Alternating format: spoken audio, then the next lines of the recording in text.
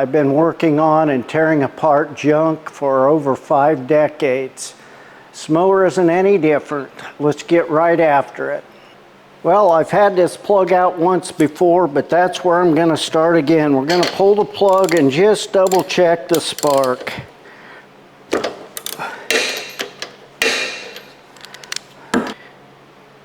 Well, we have the plug out. Let's take a look at it. You can see that that plug's still real clean. Something else that you need to notice is how wet it is. That tells me that we have fuel going into the cylinder.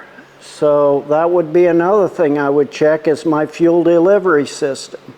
Let's see if this plug matches anything I have here.